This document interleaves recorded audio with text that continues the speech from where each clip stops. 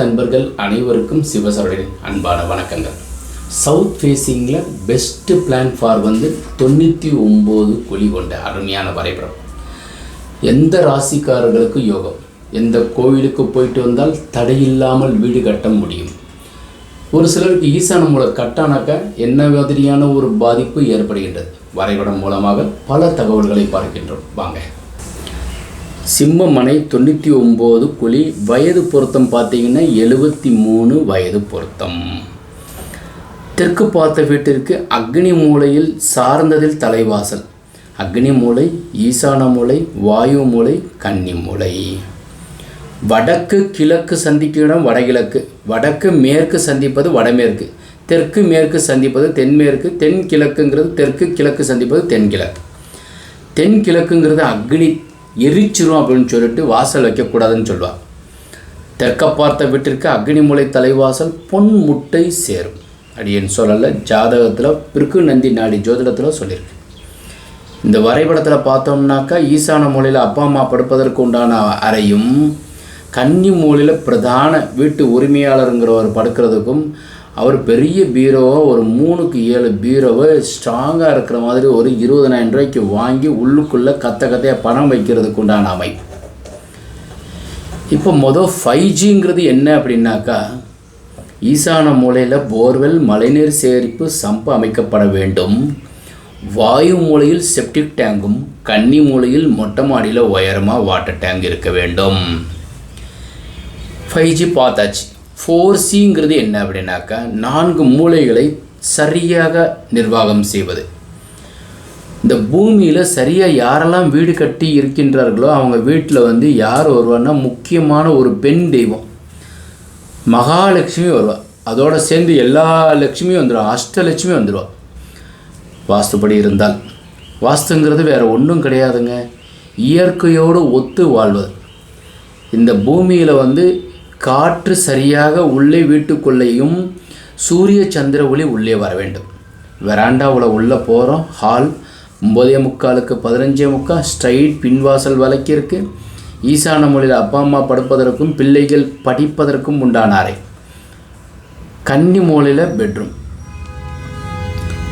வாயு மூலையில் ஒரு toilet, common toilet service, பூஜை அக்னி சார்ந்ததில் இருக்குது. மாடிப்படி. ஒரு அன்பர் ஒருத்தவங்க ஃபோன் பண்ணி என்கிட்ட கேட்டாங்க, பெரும்பகுதி லேடிஸ் இந்த பெண்கள் அதிகமாக இந்த யூடியூப் பார்க்குறாங்க மற்றும் வீடு கட்டும்போது சரியாக இருக்கணுங்கிற ஒரு நினைவில் பார்க்குறவங்க இருக்காங்க. அதில் எப்படி பண்ணிடுறாங்கன்னா, கன்னி மூலையில் காலியாக விட்டுட்டு பெட்ரூம் அமைத்து அக்னி மூலையில் இது மாதிரி பெரிய ரூமாக போட்டுறாங்க கன்னி மூலையில். ஆனால் அக்னி மூலையில் டாய்லெட் அமைக்கிறாங்க. தயவு செய்து பெண்களே, தாய்மார்களே, அக்னி மூலையில் டாய்லெட் பாத்ரூம் அமைத்தோமையானால் கருப்பை பித்தப்பை கண்டிப்பாக கோளாறு ஏற்பட்டும். தயவு செய்து அது மாதிரி இருந்தால் மாற்றம் செய்யுங்க. வீடு கட்டுபவர்கள், வீடு வாஸ்துபடி பிளான் அமைச்சு வீடு கட்டுறவங்க இதை கவனிச்சுக்கோங்க. அக்னி மூலை டாய்லெட்டு மாதிரி ஏதோ ஒன்று அமைச்சிட்டோம்னாக்கா முடியெல்லாம் வெளியேறும். பெண்களுக்கு வயிறு சம்மந்தப்பட்ட பிணி வந்துடும். தயவு செய்து இது மாதிரி இருந்தாக்கா இதை மாற்றிக்கோங்க. இப்போ இந்த வீட்டில் பார்த்தோம்னாக்கா கன்னி மூலையில் பீரோ, கட்டில் மேற்கு சோத்தை ஒட்டி அமைக்கப்பட வேண்டும். அதே மாதிரி இதில் கன்னி மூலையில் இந்த இடத்துல பீரோ வச்சிடுறோம். ஏன்னாக்கா ஈசானத்தில் இருந்தால் கூட இதுக்கு பீரோ இங்கே வைக்கணும். கட்டில் இந்த மாதிரி அமைச்சிக்கலாம். இங்கே சீட்டிங் அரேஞ்ச்மெண்ட்ஸு, டிவிக்கு உண்டான ப்ரொவிஷன்ஸ் கிழக்கு பார்த்தும் வடக்கு பார்த்தும் அமர்வதோடு அமைக்கப்பட வேண்டும். அக்னி மூலையிலேயே கிச்சன் அமைக்கப்பட்டிருக்கு, சமையலறை. இது எந்தெந்த ஊருக்கு பொருந்தும்னாக்கா, கேரளாவுக்கு ஒரு மாதிரியும், மதுரையில் ஒரு மாதிரி, தமிழ்நாட்டில் அதே மாதிரி, கர்நாடகாவில், ஏன் காஷ்மீரில், இது மாதிரி ஊருக்கு ஊர் மாறுபடுமா? நிச்சயமாக 100% மாறுபடாது. சைனாவுக்கும் சரி, வெளிநாட்டில் இருக்கிற அமெரிக்காவுக்கும் சரி, எந்த ஊருக்கு போனாலும் சரி, இந்த வாஸ்துங்கிறது காமன் தான். 12 ராசி இருக்கிற மாதிரி இந்த 4 மூலைகள் 5Gங்கிறதெல்லாம் பேசிக் கான்செப்ட், ஃபண்டமெண்டல். இதெல்லாம் எந்த ஊருக்கும் எந்த நாட்டுக்கும் ஒரே மாதிரியாக தான் பொருந்தும். இப்போ உதாரணத்திற்கு இந்த வீட்டுக்கு தெற்கு பக்கம் பெரிய மலை இருக்குது, மேற்கு பக்கம் பெரிய மலை இருக்குது, சிறப்பு மேல் சிறப்பு சேரும். இந்த வீட்டுக்கு அப்புறம் வீடு கிடையாது, பெரிய மலை தான் ஏறி போகுதுன்னா எக்கச்சக்கமாக பொருள் சேர்க்கை ஏற்படும். இல்லை இந்த பில்டிங் வடக்கு பக்கம் தெற்கு பக்கம் உயரமாக இருக்குது, மேற்கு பக்கம் பெரிய மலை இருக்குது, நம்ம இப்படியே உயரம் ஏறிக்கிட்டே போகுதுன்னா சிறப்பு. இங்கேருந்து நம்ம இறங்கி போனோம்னா ஒரு பெரிய கிணல் தான் இருக்கும், இல்லை ஒரு ஆறு போகுதுன்னா சிறப்பு. இதெல்லாம் வந்து வாஸ்துவில் இருக்கிற சின்ன சின்ன தகவல்கள். வீடு கட்டும்போது கண்டிப்பாக உங்களுக்கு பயன்பெறும். சப்ஸ்கிரைப் செய்யாமல் இருந்தால் சப்ஸ்கிரைப் செய்யுங்க. ரிஷபம், கன்னி, மகரத்திற்கு இந்த தெற்கு திசை யோகம். மகர ராசிக்கு 7 நடக்குது. திருநள்ளாறு, திருக்கொல்லிக்காடு, தனி சனி பகவான் கோயிலுக்கு போயிட்டு வாங்க. 9, 18, 27ஆம் தேதி பிறந்தவர்களுக்கு தெற்கு திசை யோகம் மேல் யோகம் வந்து சேரும். இப்போ இந்த கேஎல்ங்கிறது கோவில் சம்மந்தப்பட்டது பார்க்க போகிறோம். இன்றைக்கி ஒரு முக்கியமான கோவில் சொல்கிறேன். திருவாக்கரை அப்படின்னு சொல்லிட்டு கிட்டத்தட்ட பாண்டிச்சேரி பக்கத்தில் வந்துடும். விழுப்புரத்துலேருந்து ஒரு 30 கிலோமீட்டருக்குள்ளே இருக்குது. அப்போ அந்த கோயிலுக்கு சமீபத்தில் ஒரு முறை போயிட்டு வந்தேன். அதனுடைய வீடியோ கூட இதோட சேர்த்து அமைக்கிறேன். அதில் என்ன ஒரு விசேஷம்னாக்கா, வக்கர காளியம்மன் அங்கே இருக்குது. மிகப்பெரிய ஒரு வைப்ரேஷனானது. பௌர்ணமி அன்னைக்கு வந்து இரவு அந்த கோவிலினுடைய கன்னி மூலையில் தீபம் ஏற்றுறாங்க. கிட்டத்தட்ட வந்து அது ஒரு 5 மணி நேரம் 6 மணி நேரம் எரியும்.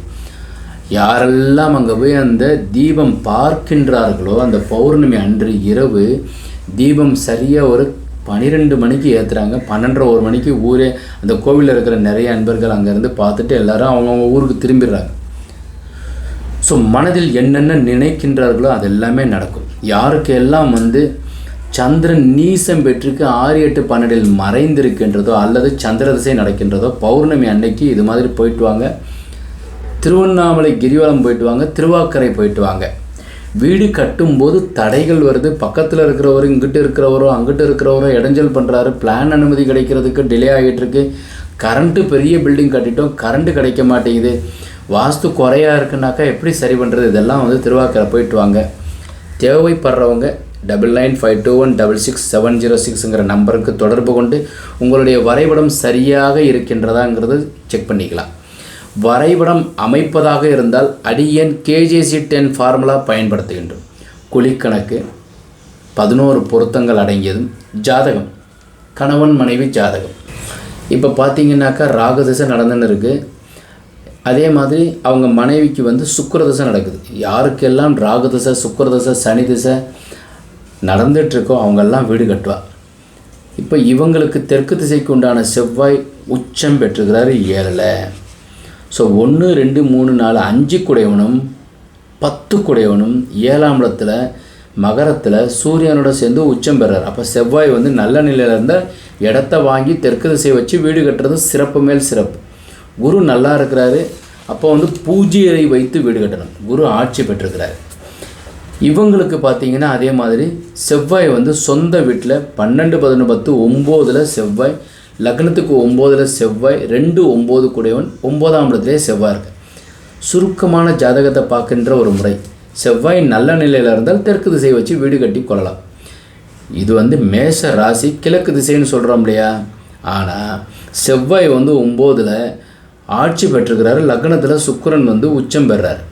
அப்போ இடத்த வாங்கி வீடு கட்டி தலைவாசல் நல்ல ராயலாக வந்து ஒரு வீடு கட்டும்போது, தலைவாசல் நல்லா வந்து லக்ஸுரியஸாக இருக்கிற மாதிரியான ஒரு அமைப்பில் வீடு கட்டும்போது பொருள் சேர்க்கையும் சந்தோஷமும் சேரும். இப்போ சொல்லிட்டேன், ஜாதகம் சொல்லியிருக்கேன். காரணம் 4 மூலைகள் சரியாக அமைப்பது, இன்னர் அவுட்டர் மெஷர்மெண்ட் வாஸ்துபடி இருக்க வேண்டும். இதெல்லாம் நாங்கள் வந்து வரைபடமும் அமைக்கின்றோம், வரைபடம் சரி பார்க்கின்றோம். தேவைப்படுறவங்க இந்த கீழே இருக்கிற 99521 66706 99 521 66 706 அடியன் இருக்கின்றது. மதுரையில் இருக்கிறேன். வரணும்னா வரலாம், இல்லைன்னா இந்த நம்பருக்கு வாட்ஸ்அப் அனுப்பி வரைபடம் சீர்திருத்தம் செய்து கொள்ளலாம் அல்லது வரைபடம் புதிதாக அமைத்து பெற்றுக்கொள்ளலாம். மதுரைக்கு வந்தீங்கன்னா கண்டிப்பாக மீனாட்சி அம்மன் கோயிலையும் திருப்பரங்குன்றத்தையும் அழகர் கோவில் அழகரையும் போய் பார்த்துட்டு வந்துட்டு அடியனை இரவு அல்லது சாயந்தரமாக ஒரு 6 மணி to 8 மணிக்குள்ளே பார்க்கலாம். இந்த தகவல்கள் உங்களுக்கு பிடித்திருந்தால் லைக் பண்ணுங்கள், ஷேர் பண்ணுங்கள், கமெண்ட் பண்ணுங்கள். இந்த கமெண்ட்டில் வந்து இந்த கோவில் பற்றி அடியேன்னு சொல்லுகின்றேன். உங்களுக்கு ஏதாவது வேறு கோவில் பற்றி தெரியணும்னா நீங்கள் இந்த கமெண்ட் செக்ஷனில் கமெண்டில் போடுங்க. நீங்களே திருவாக்கரை போயிட்டு வந்திருந்தீங்கன்னா கமெண்ட் பண்ணுங்கள். வேறு தகவல் தேவைப்படுறவங்களும் இதில் அமைங்க. நிறையா வந்து இந்த அகலத்துக்கும் இந்த நீளத்திற்கும் நீங்கள் வரைபடம் அமைங்க சார்ன்னு சொல்கிறாங்க. இந்த அளவுக்கு உங்களுக்கு அம்ச பொருத்தத்தில் வந்து அங்கீச பொருத்தம் சரியாக வருதா, ஒவ்வொரு முகமும் ஒவ்வொரு மாதிரி மாறுபடுது. அதனால் வந்து இந்த வரைபடம் போல் உங்களுக்கு இன்னொரு இடத்துல கட்ட முடியாது. இதெல்லாம் உங்களுக்கு வந்து தெளிவு கிடைப்பதற்காக உங்கள் வீடு கட்டும்போது இது மாதிரி அமைக்கப்பட வேண்டும்ங்கிறது சொல்வதற்காக தான் இது இருக்குது. அப்போ உங்களுக்கு வந்து வீடு கட்டும்போது இதே அமைப்புன்னு இல்லை, இதை விட இன்னும் சரியாகவும் உங்கள் இடத்துல சரியாக அமைக்கிறதுக்கு அந்த இடம் வந்து எப்படி எடுத்துக்கிறோம் அப்படின்றது அந்த குழிக்கணக்கினுடைய பலன்.